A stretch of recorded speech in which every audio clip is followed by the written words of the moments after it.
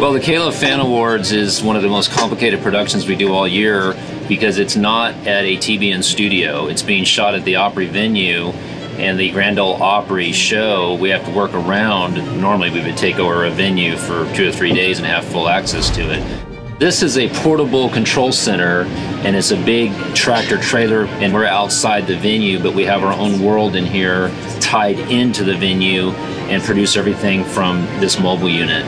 But we're really excited because this year, there's no show last year because of COVID, and this year we're back to full audience, shooting at the iconic Grand Ole Opry House. This show is so important that we book the crew for this show about 6 months out, the key crew members, making sure we have the exact people in the exact positions, and we want to make sure we have the best people in those positions.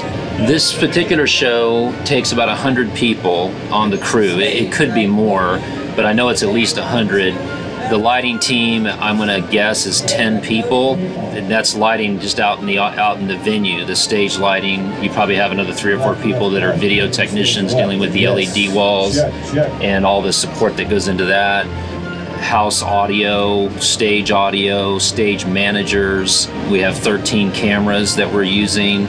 Some of them require multiple people. We have 3 handheld cameras, and that's 6 people because each of them have a support person that helps with their cable, Steadicam operator, 2 jibs, dolly up in the balcony, 2 robotic cameras. The list just goes on and on. So I would guess the total crew, behind the scenes people, is at least 100 people. And many of them have been working for like an entire week leading up to this.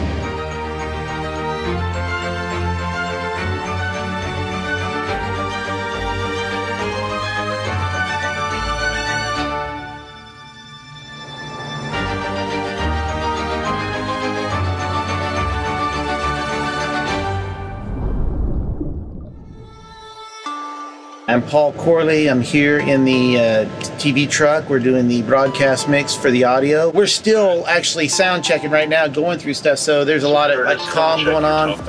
They're hollering at me right now and asking us to check different lines, and that's what you hear going on.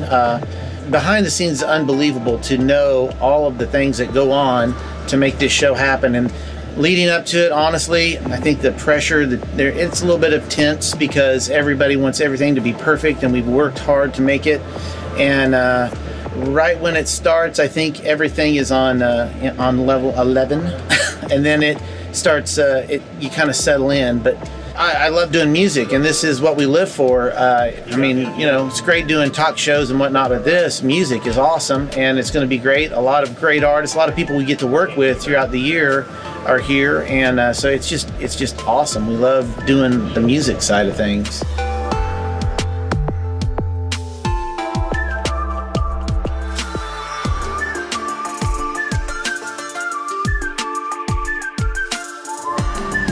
I was actually on staff here for 16 years, and so this building means quite a bit to me.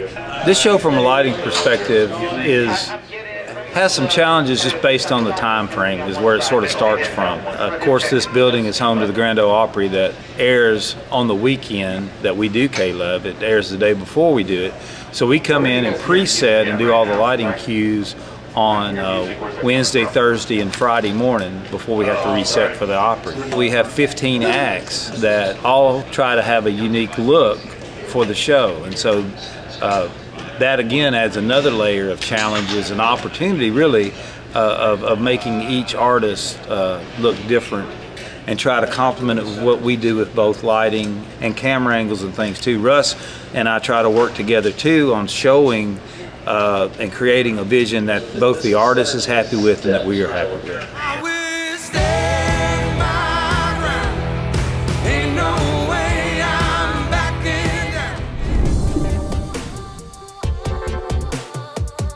I have been doing this since they started this in 2013.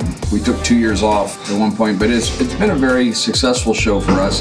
It's always challenging. The amount of detail that goes into all the aspects of producing this event is somewhat mind-boggling. If you actually saw it all laid out in one book, it would be really large. There are just innumerable people that are working very hard, very long hours with not a lot of sleep, and are doing so with really great attitudes, and for that I'm very grateful, because at the end of the day, if we're trying to do an event that speaks to people's hearts, that means something, that have some eternal significance, that make people feel good and give them some hope.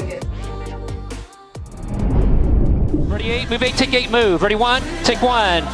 Ready 4, take 4. Ready 1, take 1. Ready 7, take 7. Ready 6, take 6, take 6.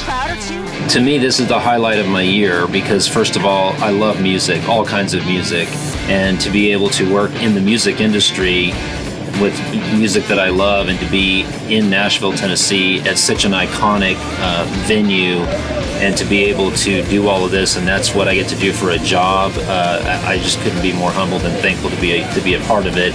You're working with great people and management, shooting great music at a great venue with an incredible crew and lighting and staging. It's an unbelievable experience.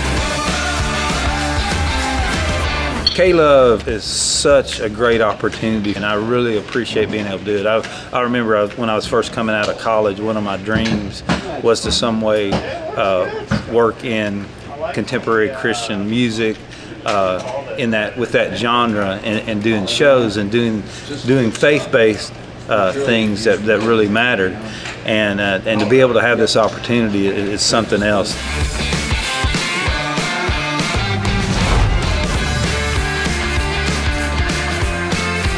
At the end of the day, all the production elements are here to enhance the message of the artists, and that's a message of hope. And so hopefully we can get out of the way of that, and that will come through to those people that are sitting in the audience tonight and those people that are watching at home on TV.